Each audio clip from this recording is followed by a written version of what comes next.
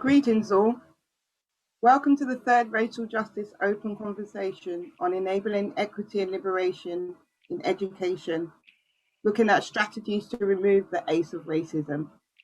I am Koya Conteh. I'm a London ACEs Hub member, co-leading on the London ACEs Hub Racial Justice Agenda, focused on raising awareness of the ACE of racism and its associated public health crisis. In addition, I'm a therapist activist advocating for racial trauma-informed, healing-centered approaches for African Caribbean people and the global majority. We are aware that in our community today, this evening, we have loads of people from various backgrounds and locations. Please feel free to hit us up in the chat and let us know where you are watching from. We have three amazing guest speakers to inspire you today. Welcome to you all, Sakhile, Peaches, and Naomi. My co-host this evening is Mpume Mpofu, my fellow London ACEs Hub member, who is also co-leading on the racial justice agenda. All right, thank you, Koya. Let me add my own welcome to you all, and especially to our three guest speakers today. As Koya said, my name is Mpume Mpofu. I'm co-lead with Koya for the Racial Justice Working Group of the London ACEs Hub. And I'm inviting any or all of you guests just to pay attention to our call to action, which we refer to as our 26 September statement. And it goes like this. The London ACEs Hub recognizes and acknowledges that racism is an adverse childhood experience that causes deep-rooted traumas, denies the full humanity and limits the opportunities to thrive of individuals and communities, resulting in a loss for the society as a whole. We believe that there is an urgent and growing evidence that the individual, interrelational and historical harm produced by racism constitutes a public health crisis in London. This crisis can be addressed and prevented by proactive awareness raising, empathy building, and cultural, systemic, and structural changes.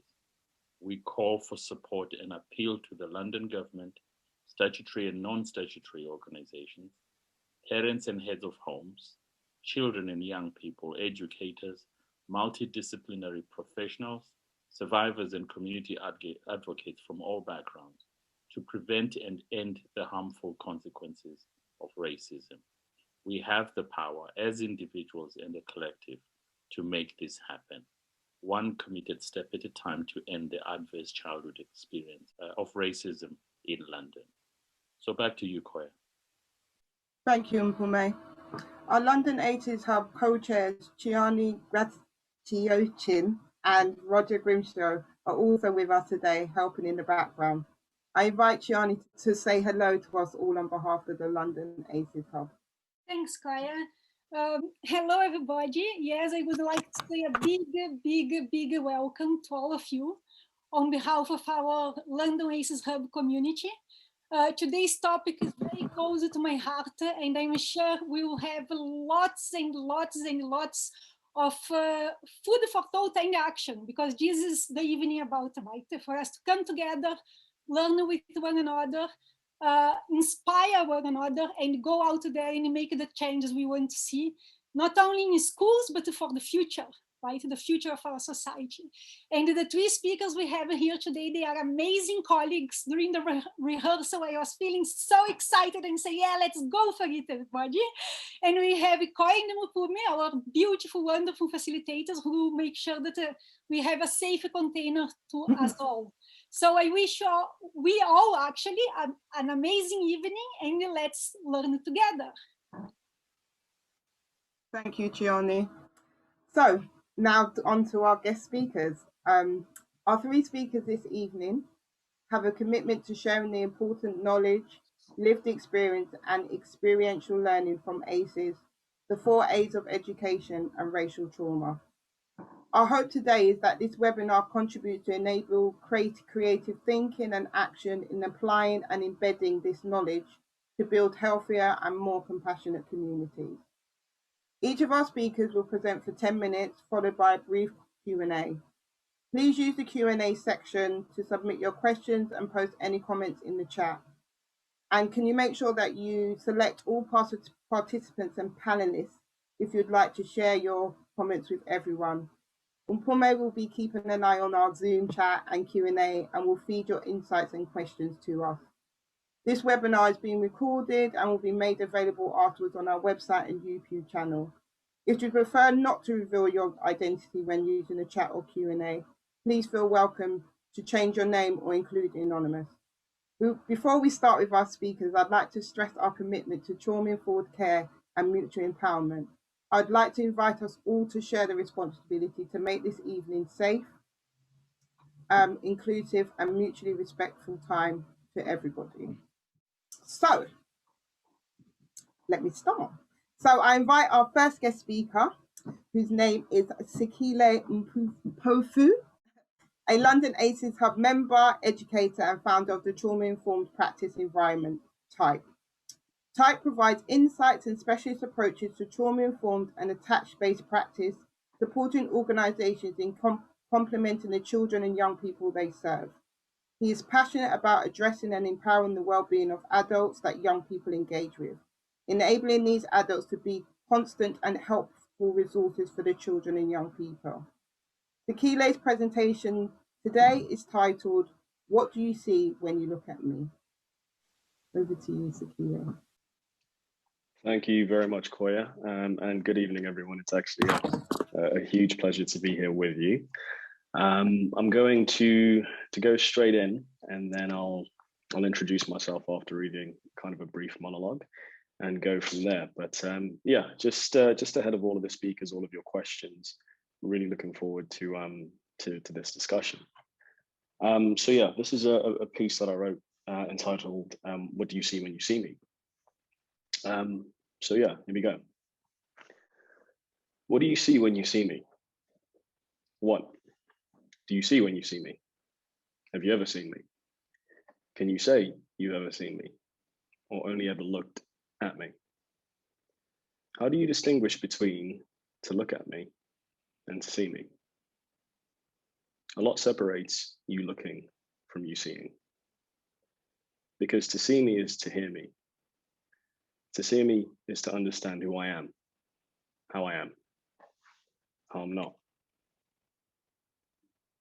To look is to write me with your narrative. To see me is to read my story, to give relevance to my reality, to give relevance to me.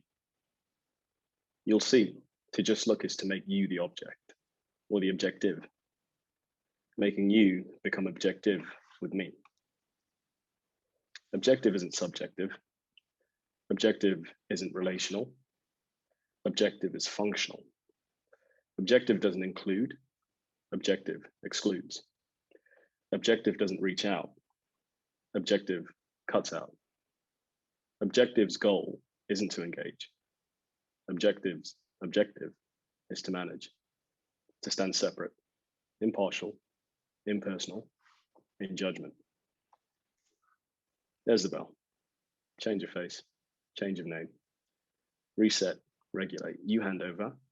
I'll take what life hands to me. I mean, what's handed to me. Because narrative and objective is key, even for me. So, as said, my name is Sakhile Mpofu. To give you a bit of context about me, I am a secondary school science teacher. I've been a secondary school science teacher since 2015, and my route into education was through the charity Teach First. And so essentially, I was educated in education in kind of the conversation of socioeconomics and the impact all of that has on the outcomes for children and young people in terms of accessing opportunities and eventually life outcomes. So this was, in terms of writing it the way that I wrote that, this was completely new for me because as a scientist, I'm used to numbers, stats, facts, and figures. But the one thing that I appreciate when it comes to the topic of this evening is that it's not a logical problem. It's not a rational problem. It's a relational problem. And I think the very fortunate thing that I've been able to learn from my father for quite a while now is that relational injury requires relational healing. And so I opted to go down the route of appealing to this as opposed to this in that narrative, to kind of actually give a bit of credence to that, because it is a relational issue. It is a relational problem that we need to take on first, because before it becomes a practice problem, before it then becomes a functional problem. And so kind of the thing that inspired this for me was, it's just one thing that I can't seem to forget. I was a head of year at a school in Birmingham, and there was a young man in my year group who was the most, I think to date, the most difficult young man that I've had to be charged with the care of. I won't say his name. And I think we always had a running joke in the school that the kids you found hardest, they were your children, because it just helped us to humanize them and not become too, and not lean too much into being punitive or X, Y, Z. And so as was expected, this was the last day of the April half term. So we're about to leave school for 2 weeks. It's about to be wonderful. And as to be expected, this particular day was not a good day for him from the get-go. He was given one of those small, cheap plastic fans made out of a really, really thin, really cheap plastic to kind of cool himself down because it was a hot day. And at some point throughout the day, he was having an episode of an outburst, which I managed to catch just as he had thrown this fan on the floor, which had shattered into 1,000,001 pieces. And there was this small boy. He's not even 4.5 foot, very, very small, very cute. But he was surrounded by these 3 non-Black members of staff.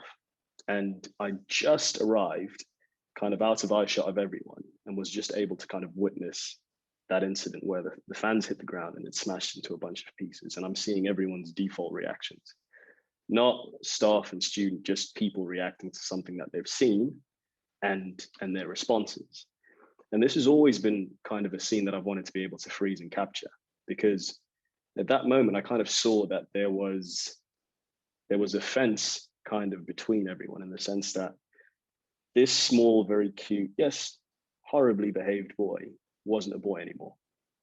He was the object of fear for these other 3 members of staff.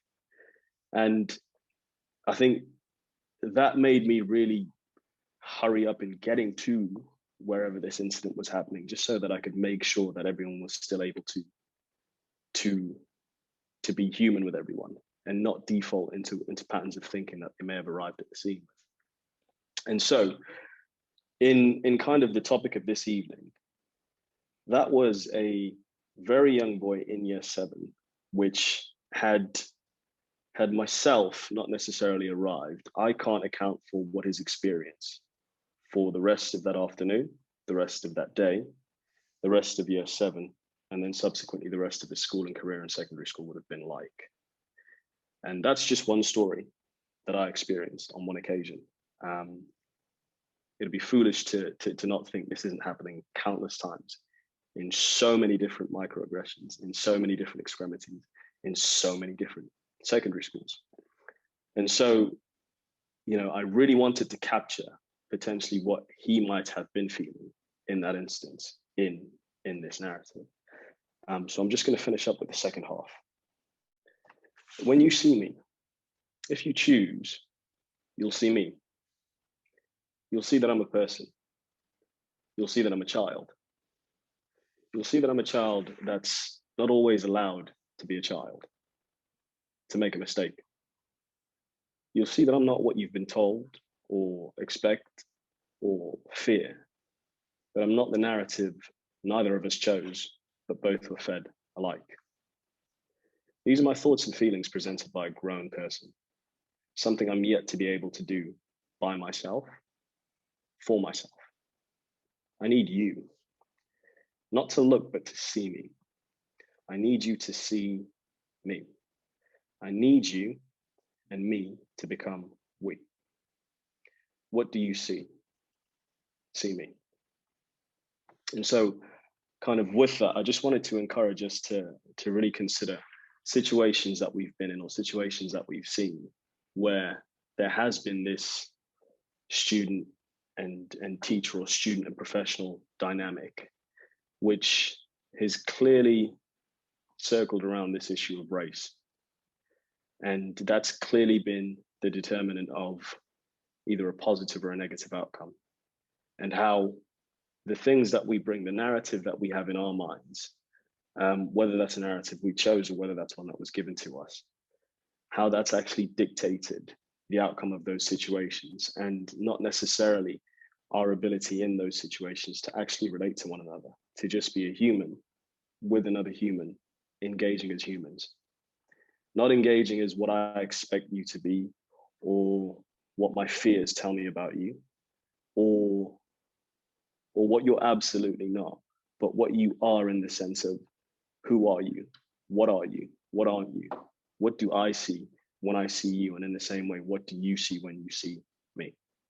I'll leave it there. Thank you so much for the opportunity to give some opening remarks.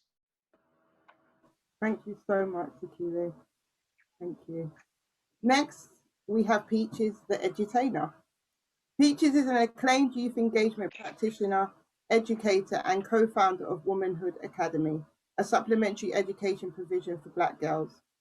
Peaches uses education and entertainment to nurture and nourish the communities in which she works, with a vested interest in developing and collaborating alternative education provisions with education providers. Over to you, Peaches, for your presentation, which is titled Wanting to be Heard and Seen, the Black Girls' Challenge to Be Who They Are. Hi, good evening, everyone. Thank you, Koya, and everyone at London ACES Hub. Pleasure. And also to the audience I can't see. Awareness is key. All right, I'm not gonna lie to you, I'm nervous. I'm nervous because I am a grown woman who was once a child who has experienced the impact of ACE and racial trauma. And I'm presenting myself to you guys now because I am just, this is my heart, this is my core. Firstly, my title is Wanting to be Heard and Seen, the African Caribbean girl challenged to be who they are. Can I just say to you, what I've done is I changed the word from Black, because originally I had it as Black, and I put in African Caribbean out of respect to my African descendants. It's key. Can we move to the next slide, please? All right. I've worked with a lot of young queens over the years, and these are just a few of the quotes from some of my African Caribbean young queens in secondary school. And I'm going to read out some of the quotes that I've collated. And I'm only going to pick a few. I'm not going to read them all because I know time is to be respected. So here, my teacher does not want me there.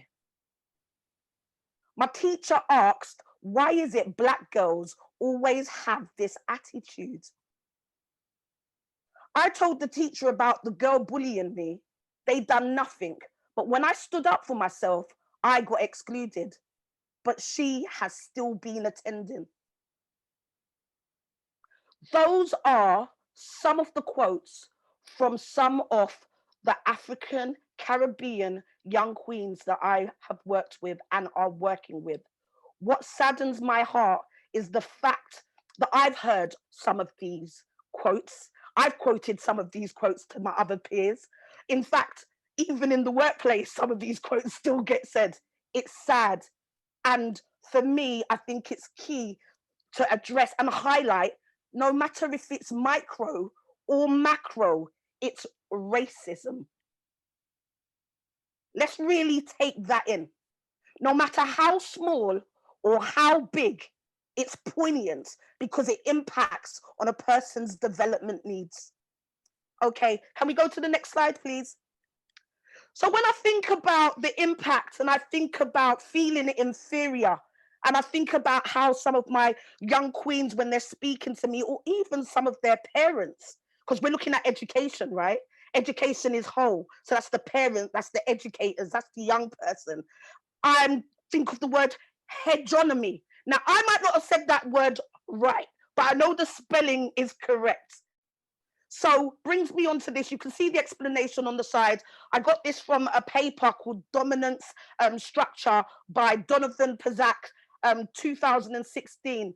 And when I break this down, the culture of the dominant class becomes embedded upon the subordinate groups creating ideological views that matter to the dominant group. It makes me think, it reinforces being Black, you have to work that extra bit harder. A saying that I know many African Caribbean people have heard within their homes growing up as a child to this date. Is that fair? When I think about African Caribbean students plus teachers, this equates to not feeling safe enough and feeling fearful. Fearful, feeling like you don't have a sense of belonging. Do I fit? Where do I fit in? Keep your head down and just get on with the race. It causes, and when fear comes in, it impacts on a person's development, the brain. Yeah. So let's go to the next slide, please, Tiane. So when I think about professionals, these are just some statistics that I decided, let me go on the government website, let me see really what they're saying. And this is just the stats that they've got. This is looking at temporary exclusions. Yeah, there's permanent exclusions as well. I would suggest you go and have a look. But when I think about the schooling system, I'm thinking about, wow, temporary exclusions. Do you know how many African Caribbean girls I know to date who are getting kicked out just before their GCSEs? How many girls, for example, I had a case only a matter of weeks ago, and because she wanted to wash her chicken in food tech, she was told, oh, you could get an hour detention because you're not supposed to wash your chicken. And she was trying to explain from a cultural perspective, and she got shut down. In fact, not just shut down, but to the audacity, she was going to be penalized, an hour detention. So what? My culture's wrong. Let's go to the next slide, please. All right, racial trauma. I'm going to read out this paragraph, and then I've got a big but for you all. Racial trauma. The ace of racial trauma is rooted in historical and modern day experiences that contribute to poor health in adulthood for African Caribbean girls, women. Now, let's read that again. The ace of racial trauma is rooted in historical and modern day experiences that contribute to poor health in adulthood for African Caribbean girls and women. Multi-sector strategies in education, public health, research, medicines and policies, I'm sure we agree, they need to be challenged and they need to be uprooted. But the big but is we can change all of the policies, we can change all of the procedures, but who is delivering? Who is driving? Who are these professors? Who are these teachers? Because I am sure and I know that it takes more than qualifications to make somebody qualified. Can we please go to the next slide? The next slide that I'm going to introduce to you. Oh yeah, by the way, for all those who don't know, speaking as I do, looking as I do, with the swag that I got, I'm a professional. Inside out. And I'm about human connection. Can we go to the next slide, please? The next slide, this is a video which I'm playing from Nicola Rollock. She's from Goldsmith, a professor at Goldsmith University. The video is, why are there so few Black female professors at UK universities? I thought it was a prominent point. Let's go, please.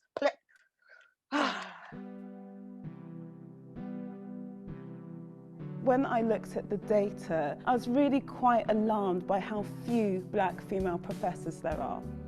So there are just 25 in the most recent figures, compared to over 4,000 white female professors, for example. I spoke to UK Black female professors who are currently employed at a higher education institution. What was their journey to professorship? How many times did they apply for promotion? Were they successful? Were they not successful? And what was that like? Respondents talked about noticing their white counterparts applying and being successful for roles despite having less experience or qualifications than they did themselves. They also spoke about making the effort to apply themselves but being unsuccessful, and often the feedback that they then secured didn't give them constructive criticism about what they might improve on a further attempt. Respondents spoke of the strategies that they made use of to demonstrate their knowledge in order to mitigate against any challenges or pushback over preparing for meetings, feeling that you need to work harder than your white counterparts to be taken as seriously as your white counterparts. But I think also what was really quite profound and painful were the series of accounts about bullying and everyday forms of racism. And just there, please. Thank you. If anybody wants to watch the full video, then you're going to have to watch it in your own time. But again, just press it again next. That again just highlights and reinforces why we see so little or so few professors in who are African Caribbean, who look like me. Because if I'm really honest, I was like, boo-hoo to that. I am not going to allow anybody to stop me because of the color of my skin. And going through some of the experience, going through ACE, the adverse childhood experiences and racial traumas, you best believe for me to get this far, I had to create. I had to create my own provision, my alternative provisions, collaborating with others. Yeah, key. So let's go to the next slide. She who feels it knows it. All right, alternative provisions, key. These are just a few points on why I believe alternative provisions are valuable. That's myself with some of the young queens that I've worked with. They have a sense of belonging and all that good stuff, and they're smiling, they're vibrant. Next slide, please. Some of the pictures showing about entrepreneur, like young ladies selling mugs, creative programs where they're learning. In fact, I went into the pupil referral unit because I'm about partnerships in Hackney, and just for me attending with my team 1 day a week for 3 hours for 10 weeks, the young queens and the young participants that participated had a 26% success rate towards their GCSE results. So just from attending that one session. So we must be doing something right. Next slide. Winding down now. Okay, Adpak is an organization that I fully represent, and they're an organization that stands for the African Diaspora Public Affairs, CIC. Is social and civic organizations established to coordinate African Caribbean services providers. Okay, and their website's there, and they just decided to set up for various reasons with the knowledge that they had, from forming partners to our own supplementary schools when England sought to deem our children educationally subnormal. We have created viable solutions. Next slide, please. And I'm just saying, thank you for your time. Thank you for your patience. And here's a quote: to be who you are and become what you are capable of is the only goal worth living, by Alvin Ainley. There's my email details, and please contact me and I'll be here to answer questions. And I've got more to say. Thank you, Peaches. Thank you. Lastly, but not least, it is my pleasure to introduce Naomi Moore, a therapist, educator and researcher who leads and innovates therapeutic service within mainstream schools and pupil referral units, where she practices, provides consultancy and delivers training. Naomi is currently researching the impact of institutional discrimination on children and young people, with the focus on those who have experienced developmental and racial trauma, in addition to those with special education needs and disabilities. Naomi will be talking to us about the school to prison pipeline, neglect and the ace of racism on a visible stage. Thank you, Naomi. Well, so we all know the London Underground system, and every day multiple people make multiple journeys to all parts of London. But there's another line that predominantly affects Black children. They don't choose to get on that line. They're given a ticket to it by adults, and often the very adults who are meant to be supporting them, meant to be supporting their education. And it's the school to prison line. And once you're on this, it is hard to get off. The line is invisible. We won't find it on our maps, but the children on it are highly visible, but only in a very certain way. They're visible as statistics. They're visible as headlines, and they are visible as stereotypes. But their individuality and their unique needs as human beings are completely invisible. And because of this simultaneous visibility, which makes them both the recipient of our projections and invisibility, they are much higher risk of falling through the gap. There's 5 S's to the school to prison line. Stigmatization. This starts with children being labelled, having behavioural difficulties. What did people say to me about one of my girls once? Look, you can see the attitude already. I mean, she's 4 years old when somebody said that to me. They're segregated. They might be put into isolation. They might be kicked out of class, sent to a PRU. They're excluded from school. These children are often silenced, and silenced in multiple ways. They're not listened to in school. They're not heard. If they try and stick up for themselves, it's called attitude. There's another way they're silenced as well, and that's we can't recognise their needs. I have children sometimes saying to me, you know, can someone help me how to learn to read? I don't read. When I speak to people, sometimes I get told, well, they're just lazy and not trying. Turns out this child has a significant learning difficulty. Silenced, and then suppressed. And finally, they can be sentenced. And I'm just going to read you some statistics on this. So 25% of prisoners in our system have a reading age below the age of 7. 60% have significant literacy difficulties.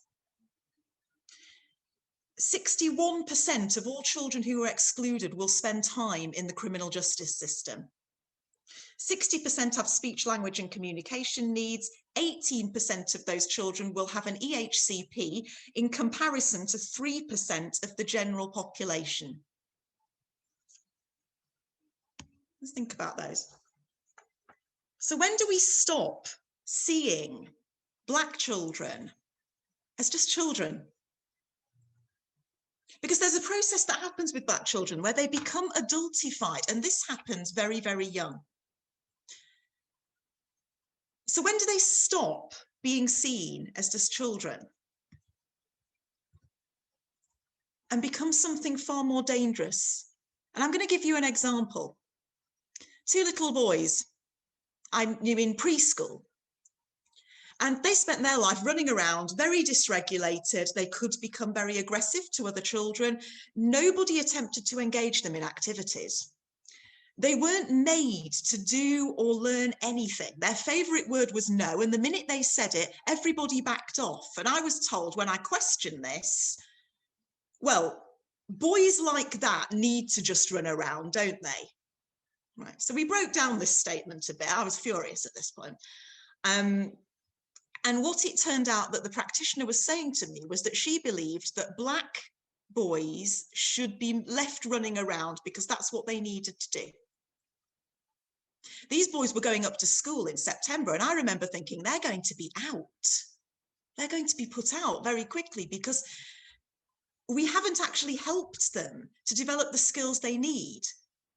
Their development is not being supported.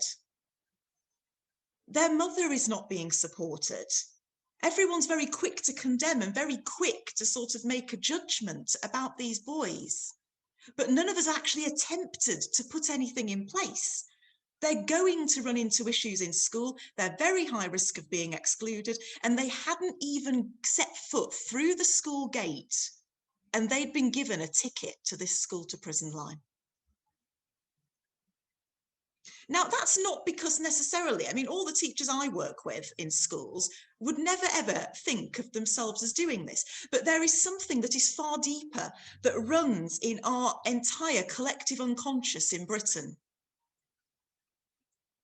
There is unconscious bias. There is institutionalized racism.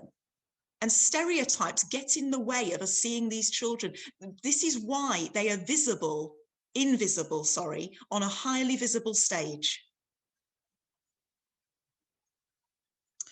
The government recently released a report denying the existence of institutionalized racism. I'm not quite sure how they managed to come up with that one, but I'd really question the validity of that. What they needed was the bottom part of this line to be open. There needed to be empathy, there needed to be support, there needed to be a robust system to catch these boys so that these boys can succeed. There was nothing about them that would have stopped them succeeding. We need to derail the top line and disband it permanently. This line should not be allowed to be open. So when do we stop seeing young Black children as dangerous and as just children and start seeing them as dangerous and something to fear? So a group like this is much more likely to be referred to as a gang. There's the same number of boys in that group. You wouldn't necessarily use that terminology to describe them in our country.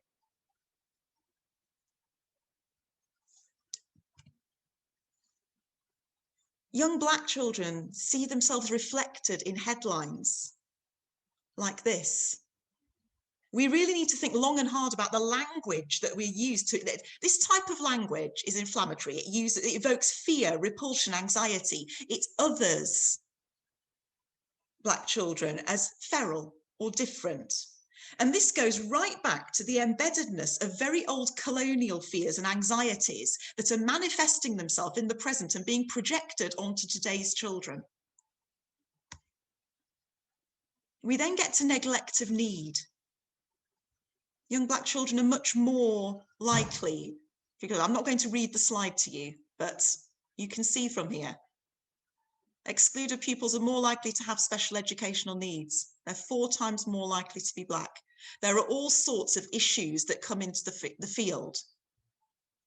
The recognition of need, the unconscious stereotypes, getting lost in numbers, the overall culture of the school, personal beliefs and attitude, inflexible behavioural zero tolerance policies that do not allow children a voice. And then the impact of neglect of need. These are other things that we do not want for our children. It helps them to become invisible. And the sad thing is we then blame this on the children. So when children often present, especially with behavioural problems or disengagement from learning, the way that our system deals with this is to sort of blame the child. And we all avoid looking at the systemic issues that contribute to it. And these unconscious biases and this collective unconscious racism is embedded through all the systems in our society. It's invisible, but its effects of it aren't. Because the children are suffering. We only need to look at the exclusion figures and children missing in education. We only need to look at those to understand this is something that's very real. And it's not really talked about. And now they've come up with a report saying it doesn't exist, but it does. So this type of dysregulated distress behaviour can lead to children being excluded. And it stems from pain. It doesn't just stem from bad moral choices. It's very easy to just go for bad moral choices. And that can be the pain of multiple things within the family, but also the pain of the history of the Black community and how they've been oppressed, enslaved and continually degraded as a result of colonialism. And we have to acknowledge that these fears and anxieties and unease around the Black community is being played out every day in our institutions. And this makes it even more insidious and damaging because children don't understand this. So this leads to dysregulation and distress. When children are dysregulated and distressed, it shows in their behaviour. So they fall out of their window of tolerance. If a child is available to learn, we need them to be in that window of tolerance. But we have systems that are more dysregulating. towards Black children than others, they're more likely to fall out of their window. They might go into hyperarousal. So for this, we've got fight or flight. This is often highly visible, or hypoarousal, where they just shut down. Either way, these behaviors are more likely to lead to sanctions and exclusions. In the brain, we have 7 emotional systems. I'm going to do a really bad job of explaining this, by the way, in the time frame.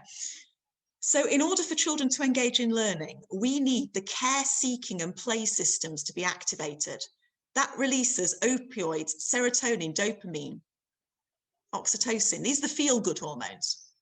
And that will activate a child's exploration, curiosity, safety, regulation. They're able to regulate themselves, creativity and joy. But if we have a child in a state of toxic stress as a result of ACEs or racism or just the systemic context that they're in, then we have the rage, fear and panic grief systems that are activated, and that releases the stress hormones, adrenaline, noradrenaline. Can't pronounce the last one. And this leads to hyper and hyperarousal, the fight, flight and freeze, and toxic stress. If a child's incubated in toxic stress for a long time, it actually has a corrosive effect on the developing brain. So the impacts of a child being incubated in this are serious, really, really serious, as Peaches has just described to us about the impact of ACEs.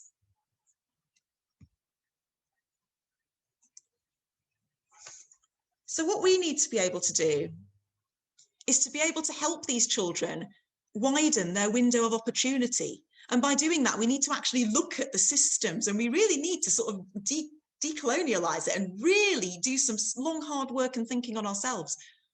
Because if a child's window of opportunity is closed, they will not have hope. There'll be no drive, there'll be no ambition.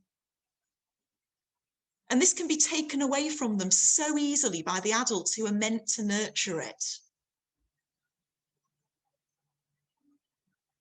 I don't know about you, but I believe our young Black children deserve better. These are some of the things that, I get told about children. When I get referrals for children, I often get a long list of behaviours. Silly, lazy, aggressive, manipulative, very judgmental. What we really need to understand is what is going on for them. What is it like to be you in this world? Tell me. How can we do this better? What are they feeling? What are they actually asking us? Do I feel connected? Am I safe? Can I trust you? If the answer is no, we're going to continue to get escalations of behaviour and further have the children end up on this school to prison line. So if we could only see beyond the negative behaviour, if we could get beyond judgment and see the child, and I mean really see them, just like my friend Sakhile has said, what do you see when you look at me? Can we see the child? If we collectively challenge the systems that do so much more harm and rebuild them, we could actually open this new line. I'm sure you'll agree with me that this line is a much better line for all of our children and society as a whole.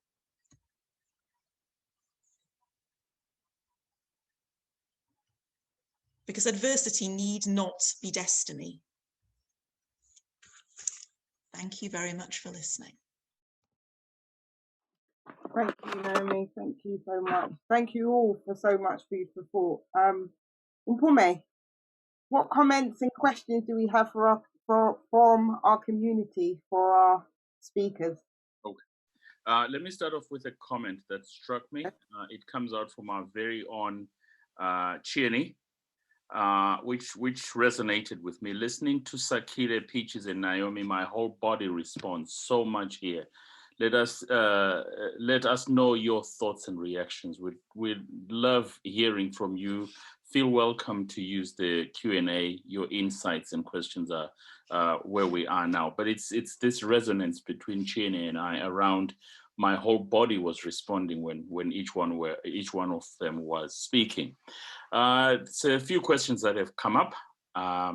First one is from Dr. Grimshaw. Should alternative education be funded and available for all children? Should alternative education be funded and available for all children?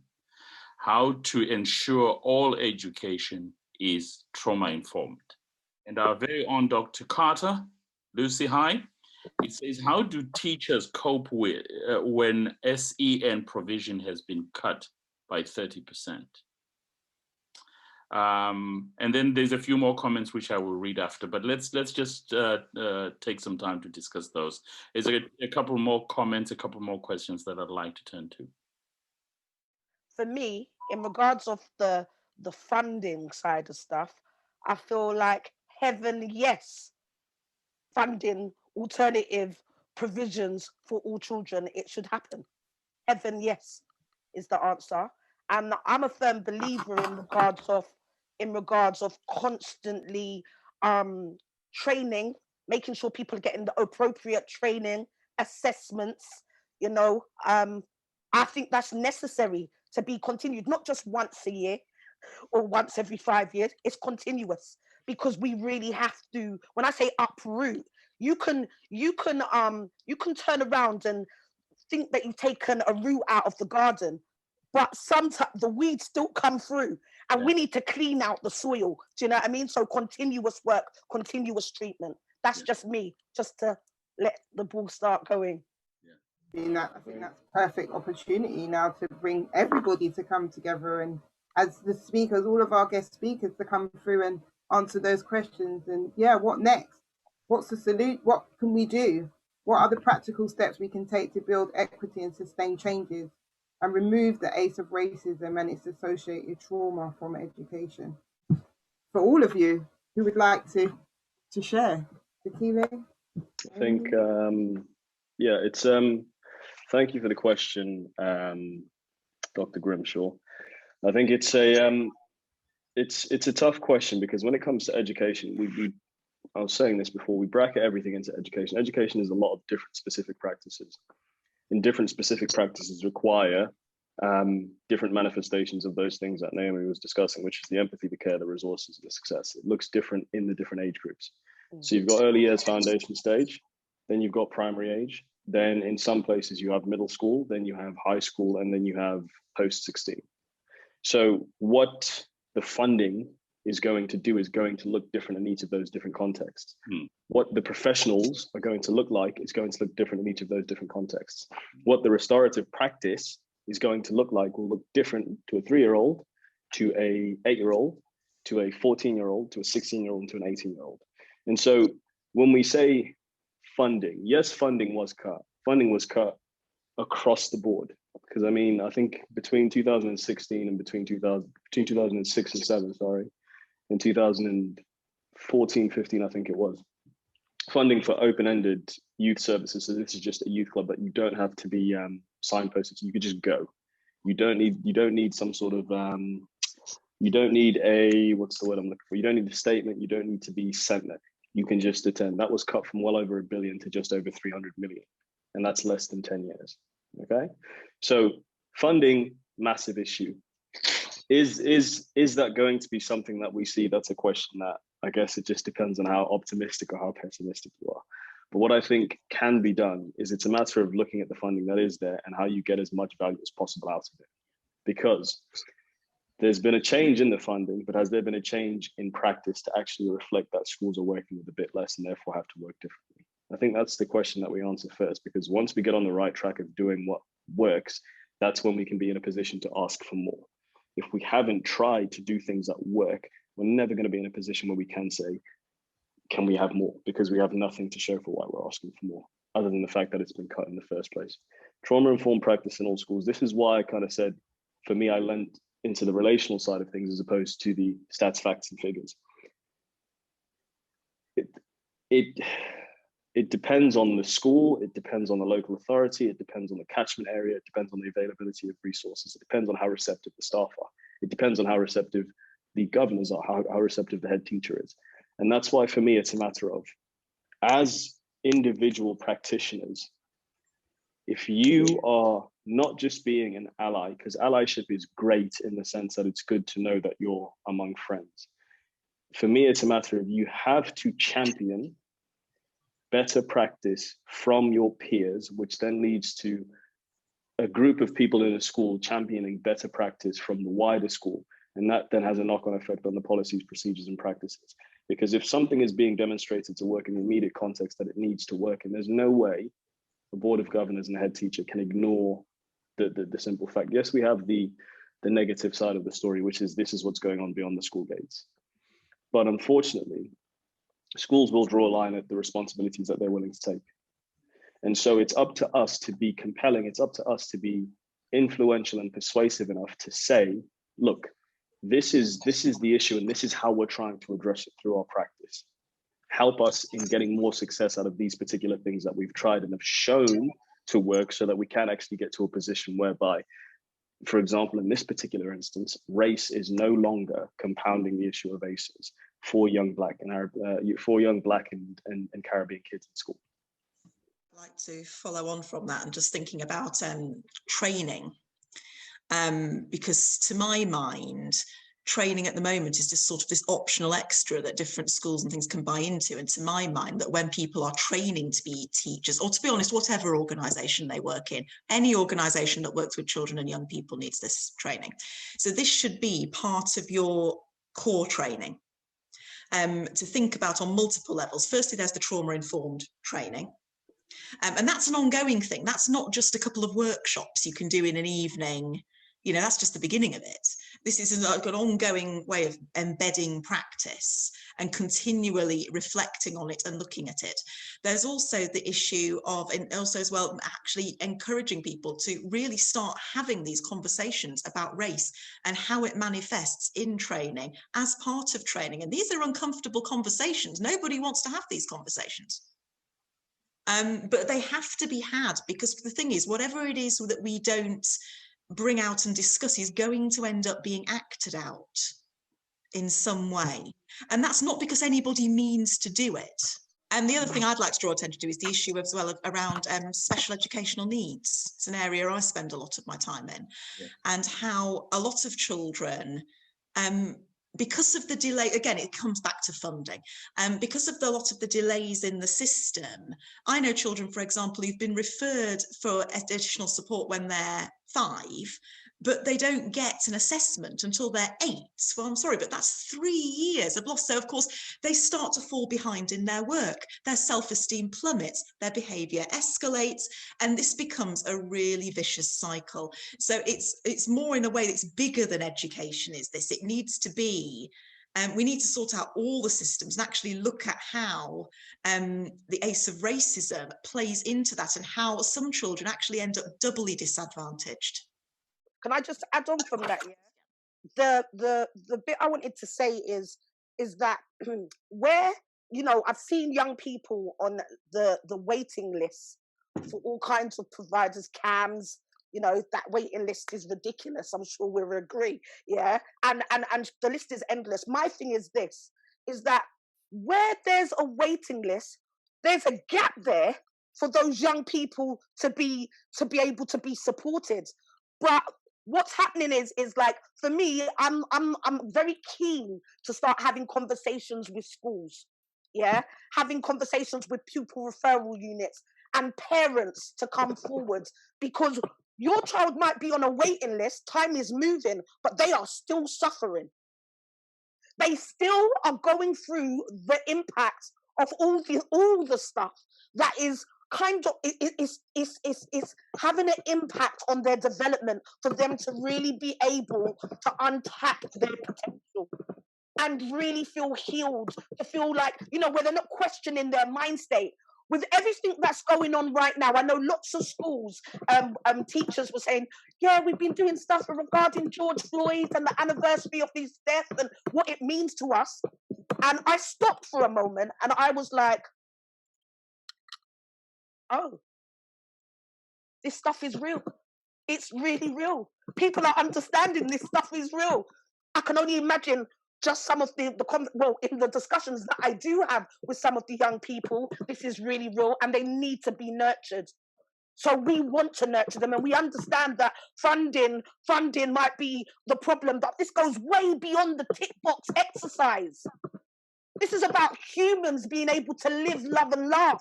And I'm not saying that all of us or any of us or myself has got all the answers, but I do know that what I deliver with other organizations is we're not there to set people up to fail, and we are there to protect and make sure that they're safe. Just feeding off the back of what Peaches and Naomi said, I think to put it into something actionable for someone who wants to go into work tomorrow and actually start doing something immediately. One thing that I learned about was staff action groups, and these are essentially, this is specific to schools. The context that I learned about this was a secondary pupil referral unit / alternative provision. And essentially, a staff action group is essentially a group in which a certain number of staff, however many, decide that they are passionate about a certain topic, and they want to see that item kept on the school's agenda on the long term, to make sure that it's something that's constantly being referred to and how the school actually provides their service. Really useful thing about these groups is there has to be a member of school leadership who actually liaises with them on a regular basis. And so what that means is you're creating from the ground up some degree of collaboration and action around this particular thing. So in this case, if it's a matter of, okay, how do we get racial equality in schools? That's going to look different in different contexts. But if you've got groups in specific contexts that are committed to that topic, liaising with leadership in school so that you can get that on the ground, but at the same time, administrative kind of collaboration, you can get some movement there. At the same time, that will then create some degree of buy-in from either governors or local authority somewhere. So you've got it happening in the class, but at the same time, you've got it happening at the administrative level, so that you can actually start to see that gap being bridged from both ends. Because that was something that I got the opportunity to briefly be a part of, which I saw was effective in actually getting the ball rolling. Because once there is that collaboration, that's when you can start to put in the resources. That's when you can start to put in the training, and that's when you can actually start to make sure that it's not like Peaches said, it's not just something that happens in pockets. It's actually something that's an ongoing narrative throughout the entire academic year that carries over from year to year to year, gains momentum, and is actually able to affect what that environment looks like in the short term and the long term. Can I just jump in? I think there's some interesting questions for the panelists to tackle before we go to the next segment. Shane Steer Jones makes this observation. I work in a local authority where majority of secondary schools are academized. How can local authority professionals influence school staff who may be resistant to accepting the need for changes and hold a genuine belief that their actions are fair and objective? That's one question. I see you nodding, Naomi. I think it resonates with you there. Then there's a question from Jenny. Hi, Jenny. Or Jenny Brennan. Hi, Jenny. I haven't seen you for a bit. Really interesting and stimulating presentation. Thank you. I'd be interested in your thoughts about work with parents, as research shows how important they are to the achievement of young people. Thoughts reference African Caribbean parents and how we support them to support their children's experiences in school to avoid exclusion. Our local data also shows disproportionality on fixed period exclusions is for Black African Caribbean children and mixed white/Black African Caribbean children rather than for Black African children. So do we need to nuance our approaches to racism and ACEs for individuals? And then the final question from an anonymous attendee, a lot of points made behavior apply to those affected by many ACEs. What stats have you referenced ACEs types, e.g. divorce, domestic abuse, etc. versus a specific ACE affect of racism. For example, a study of men in prison in Wales found that nearly half of the prisoners, 46%, reported they had experienced 4 or more ACEs. This compares to just 1 in 10, 12% in the wider population. This did not include a racism ACE, which may be present as well. But where is the data? Very, very, very interesting questions there. I think I'll jump on to Shane's question first, whilst we do that.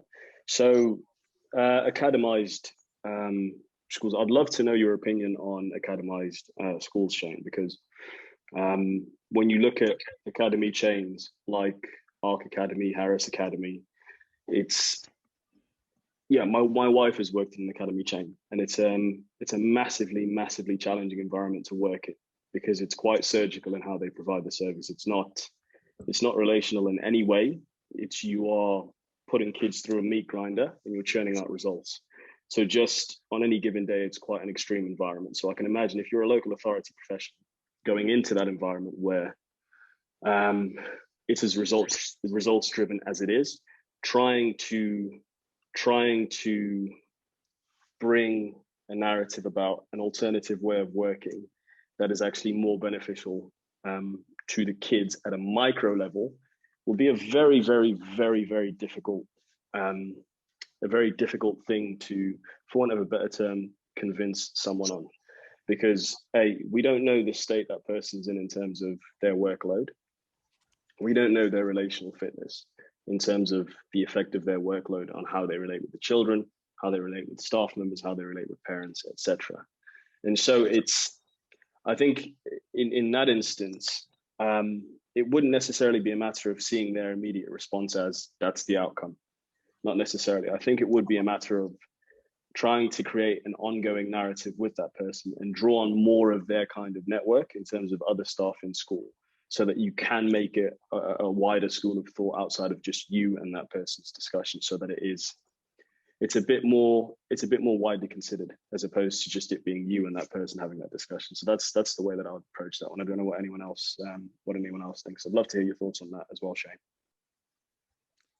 I'm seconding what Sakhile says. I think academies are very challenging environments in which to work, because it's very much a sort of, it's uniformed. It's essentially, there is no leeway, in my experience of academies. There is simply one straight behavioural policy. There's no nuance really allowed in it. It's very challenging.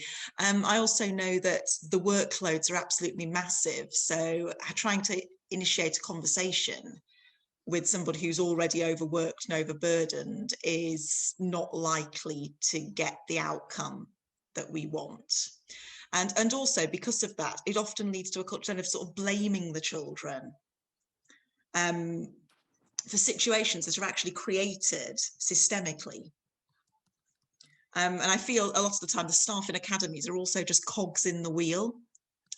And I feel it's very easy in a way to sort of just go, feel like we end up sort of attacking the staff, and actually the problem is far more bigger and much more systemic than that. Now, how we tackle that, I have absolutely no idea. I'll just be honest. I think it will need a variety of approaches from a variety of different angles. One thing I am absolutely certain of is that it has to change. When I look back at when I was at school, which was long enough ago, you actually had to do something fairly extreme to be permanently excluded.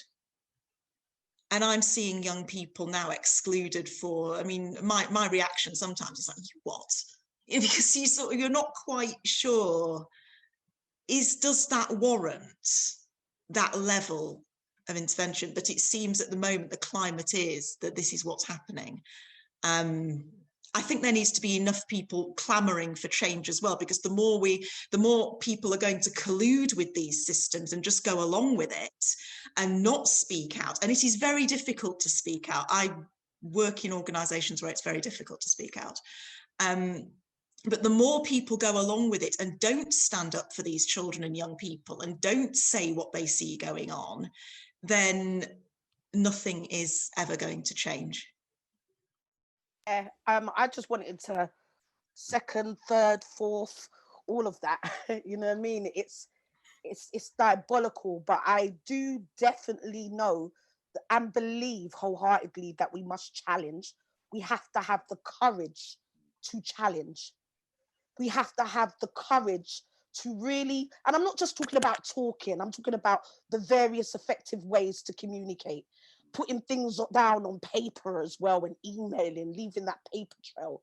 I can say this, and I'll share this with you. When I was at school, not that long ago, I literally experienced a girl bullying me. And literally, we had a fight, and I was the one who was excluded temporarily, but I was excluded. The other girl was still able to attend class as normal. No report, no nothing. To hear these stories still happen today, a problem. But the difference is this, and it's because I think it was Jenny who mentioned about parents. My mum understands policies, procedures, legislations. It's her thing. My mum, very well academic woman, and she literally asked for the school policies. She looked at their procedures. She challenged them, and literally the school admitted to victimization, that they victimized me. Now I see parents not knowing, some people like to give up because it's like, this is a lot. This is a lot. Or they don't know how to go about it. They haven't got the tools yet. They haven't developed that. Or they're just tired. They feel beat up because the same experience day in, day out, they feel disempowered. So for me, I would say to anybody, if you see it and you're a teacher, to challenge it, there's ways to do that.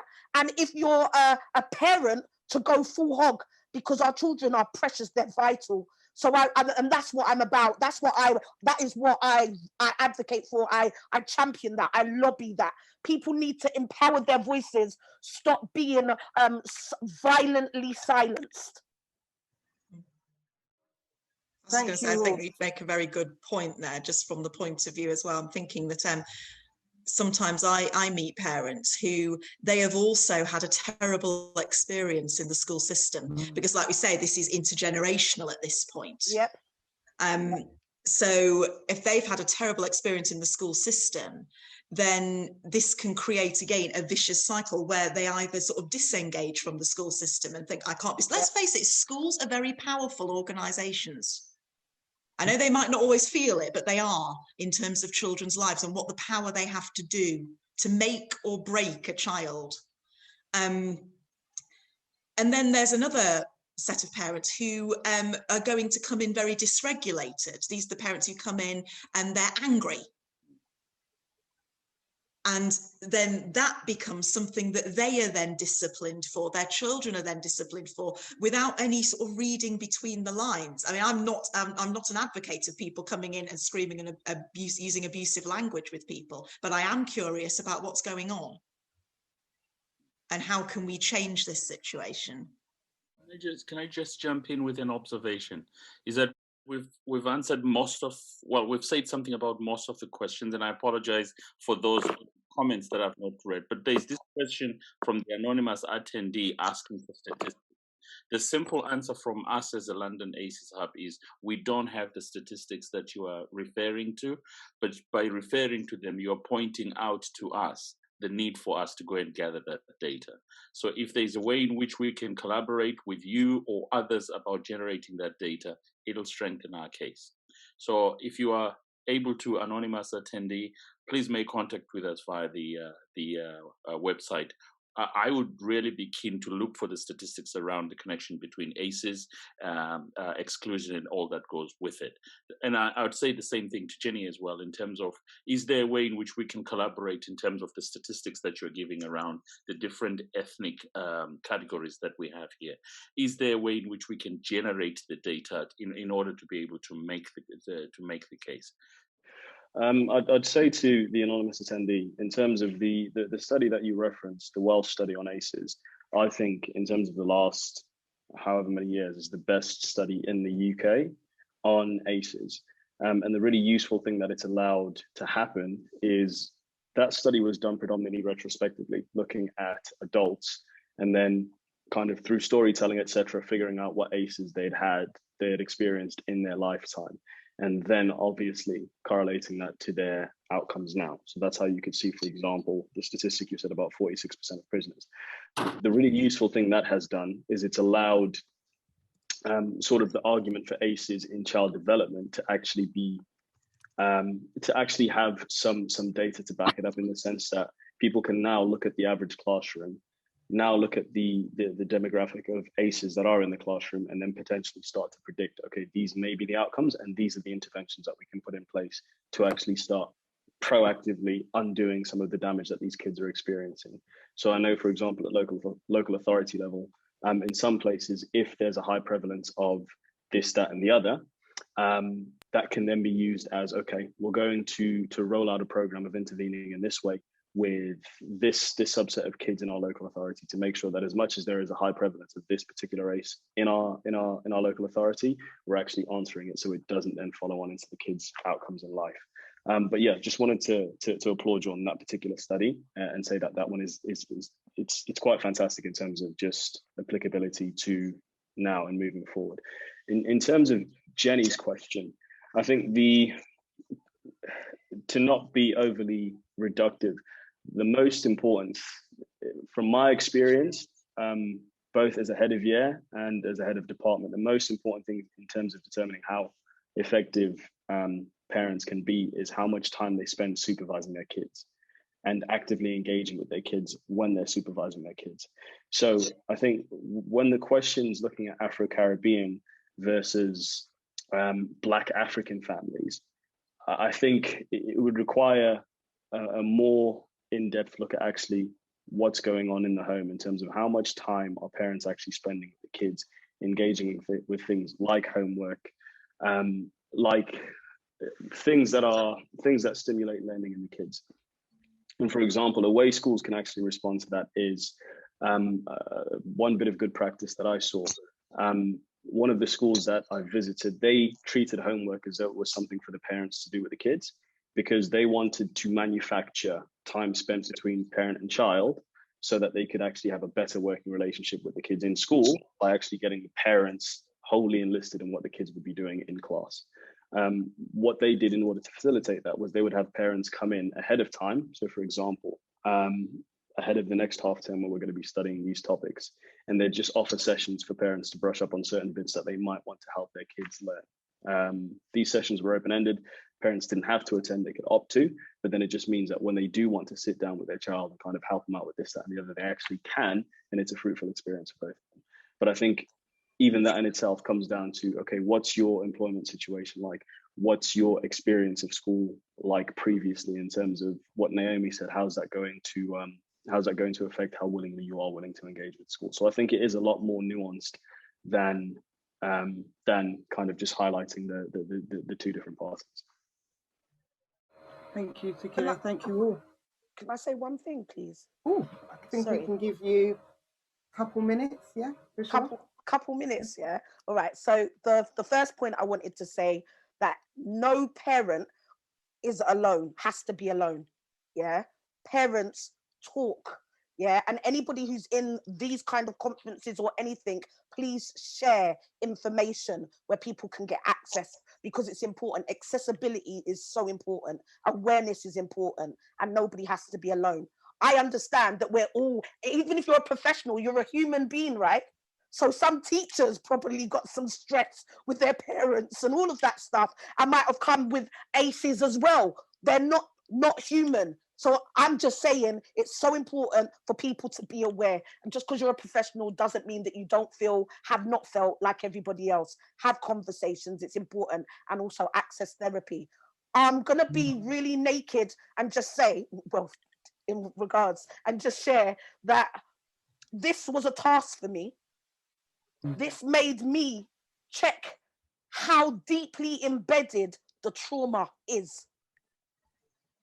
I have a problem with language. When I say a problem, the clients who I talk to may be educated, but they don't understand all these jazzy words. They understand feeling.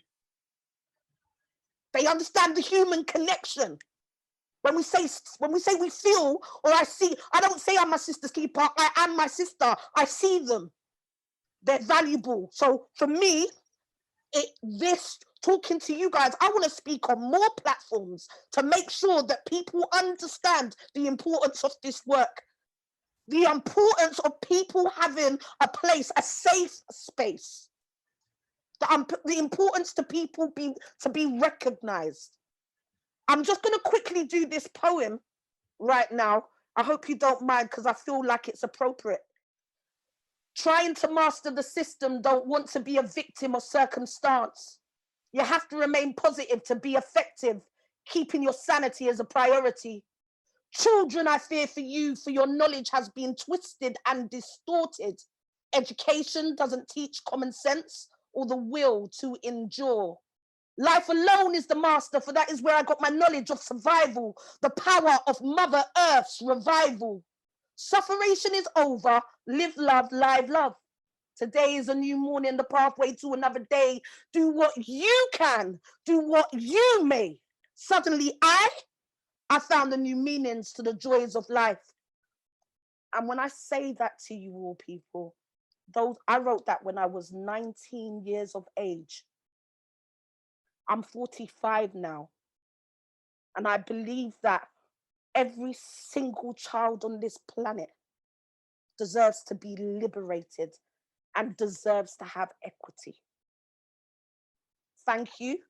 And I put my details. Please do get in touch. Thank you, Peaches, and that's a perfect opportunity for the others of our speakers for there to say their final words and before as we end. Yeah, sure thing. I'll jump in. Yeah, first of all, thank you to all the attendees, and thank you to all the hosts for really facilitating a really fantastic conversation. I think the reason the way that I know this has been really, really fantastic is because I'm leaving frustrated, because I feel like we've just chipped at the surface of the surface. And so I think it's excellent to be having these forums, to have multiple disciplines, and to be actually able to have these discussions. I think it's amazing the amount of experience that everyone has, because everyone's talking from a practical perspective, not a theoretical perspective. And yeah, as Peaches has just said, if we can connect that base of experience, if we can connect that network, there is no way we can't find some level of success in terms of seeing the outcome that we want with this in education. I think for me, the main thing that I want to kind of leave us with as a parting gift is to really think about kind of the professionals who are working in these schools, and in many cases are painted as the villains in these stories. This last however long, due to COVID, has been extremely hard. Schools have opened, schools have closed. I remember when the NEU had their response to COVID just after Christmas, and essentially said to all staff, don't go into school, it doesn't matter what your head teacher says. They said that the move from paper-based learning to digital learning was the biggest social change that happened in the last, well, was the biggest social change that's ever happened in the shortest amount of time. And so at this particular time, we're working in the extremes of people's level of resilience, of people's level of vitality and exhaustion and fatigue and that sort of thing. And so for me, it's always about how can we be collaborative? How can we, as much as you may not necessarily be kind of doing what you're doing the way that we'd like for you to be doing, and as much as it's costing young people who look like me, how can we get around that in a way that doesn't create deeper division and then set us back even further from all the work that's been done since the summer of last year, and all the good fruit that's to be had in conversations like this. So I'd just say, be active, be persuasive, be influential, be a champion, and yeah, I'd love to talk to as many people as are wanting to talk on the topic even further. So thank you so much for this evening. Really appreciated the opportunity to sit with you guys.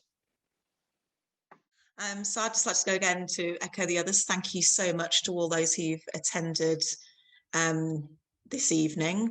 I feel very much like the odd one out in this panel, simply because I'm mixed race, but I pass for white, which is a very interesting position to be in as a person, especially working with children, because a lot of the comments I hear about children are made to me by people who assume that I am white, and therefore they sometimes expect me to sort of agree or go along with something that I can't agree or go along with.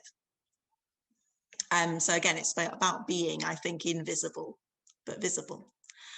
And I'd just like to go second what Sakhile has just said about, in terms of, this goes beyond individual schools. Individuals in schools don't need to be demonized. They're trying to do their job, and it's a difficult job. But at the same time, we also really, really need to put pressure on the systemic issues that need to change. Because in a way, you know, as teachers and educational professionals, we're the foot soldiers carrying out carrying a systemic issue. And the children are the ones who are suffering as a result, but also the staff who are doing it are suffering as a result,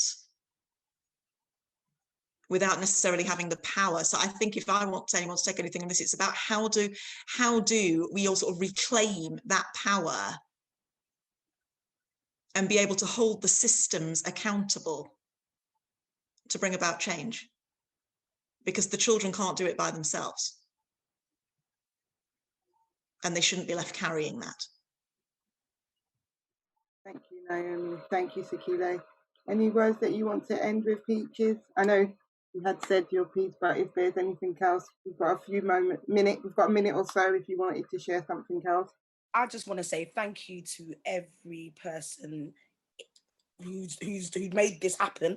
Well done.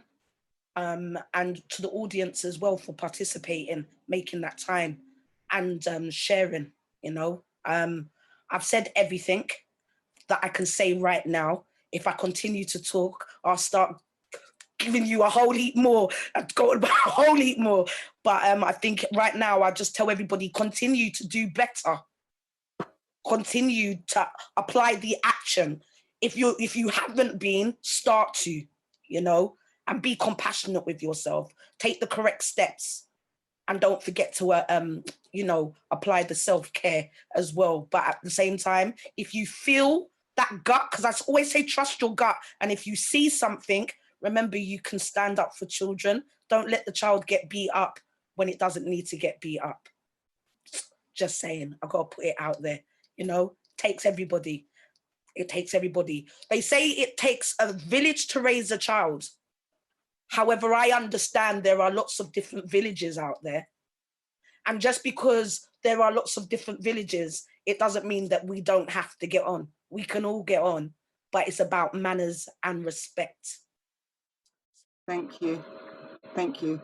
So we've come to the end of our time, people. I want to say a big thanks to you all for joining us for such a rich event this evening, and maximum gratitude and respect to our guest speakers, Sakhile, Peaches and Naomi. You lot have been absolute fire today. Thank you for sharing your views and your passions and inspiring extra debate and ideas for positive change. So the London ACEs Hub, we are planning many more food for thought and action events. Yes, we've got a lot more coming. Our next racial justice open conversation will focus on criminal justice and will take place at the end of summer. Also, we have our much anticipated conference in association with Conteh in September. For updates on all of these events and other ACE related news, keep an eye on the London ACEs Hub website and subscribe to our monthly newsletter, News for Action. Make sure you do. Details also available on our website. As soon as this webinar ends, the feedback form will come up on your screens. Please do take a couple of minutes to complete that. We would really appreciate it. We are, you know, we're here, we're learning, you know, it's all about learning and awareness and raising the community. So we welcome feedback and collaboration, you know. Feel welcome to visit our racial justice page on the London ACEs Hub website. Get in touch if you share our call to action and would like to join in the strength. and power, with courage and bravery. We've got to do this. It's got to be done. So that's me. I'll pass over to my co-host Mpume to close. Thank you, Koya. Thank you, everyone. Thank you for joining us this evening. We look forward to hearing from you via our website, and we look forward to you joining us for the next open conversation, or as Koya said, at the conference that we will be hosting later, and the details are on the website. Thank you very much, everyone.